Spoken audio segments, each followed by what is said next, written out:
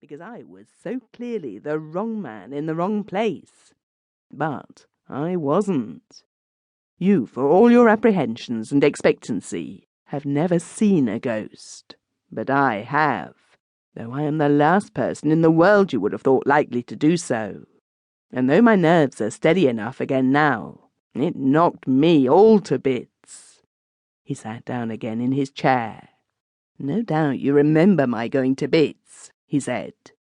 And since I believe that I am sound again now, I should rather like to tell you about it. But before I couldn't. I couldn't speak of it at all to anybody. Yet there ought to have been nothing frightening about it. What I saw was certainly a most useful and friendly ghost, but it came from the shaded side of things. It looked suddenly out of the night and the mystery with which life is surrounded. I want first to tell you quite shortly my theory about ghost seeing, he continued, and I can explain it best by a simile, an image. Imagine then that you and I and everybody in the world are like people whose eye is directly opposite a little tiny hole in a sheet of cardboard, which is continually shifting and revolving and moving about. Back to back with that sheet of cardboard is another, which also, by laws of its own, is in perpetual but independent motion. In it, too, there is another hole, and when, fortuitously it would seem, these two holes, the one through which we are always looking, and the other in the spiritual plane, come opposite one another, we see through, and then only do the sights and sounds of the spiritual world become visible or audible to us. With most people, these holes never come opposite each other during their life, but at the hour of death they do, and then they remain stationary. That, I fancy, is how we pass over. Now, in some natures, these holes are comparatively large and are constantly coming into opposition. Clairvoyants, mediums are like that. But as far as I knew, I had no clairvoyant or mediumistic powers at all.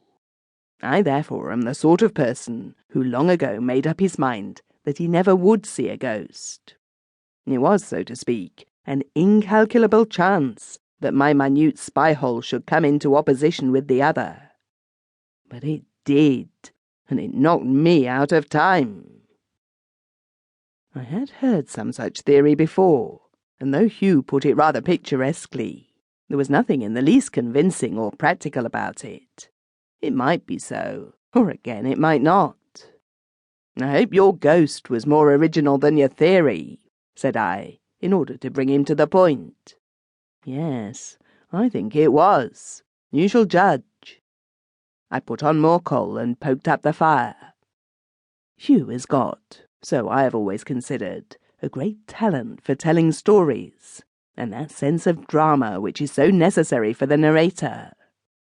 Indeed, before now I have suggested to him that he should take this up as a profession, sit by the fountain in Piccadilly Circus when times are as usual bad, and tell stories to the passers-by in the street, Arabian fashion, for reward.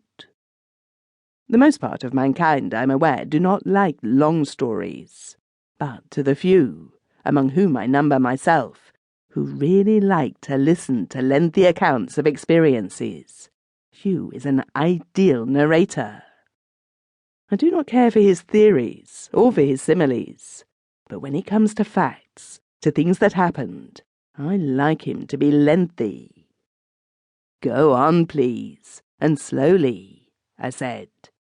Brevity may be the soul of wit, but it is the ruin of storytelling.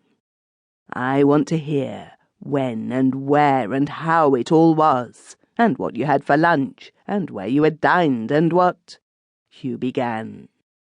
It was the 24th of June, just 18 months ago, he said. I'd let my flat, you may remember, and came up from the country to stay with you for a week. We had dined alone here.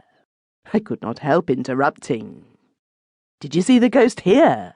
I asked. In this square little box of a house in a modern street?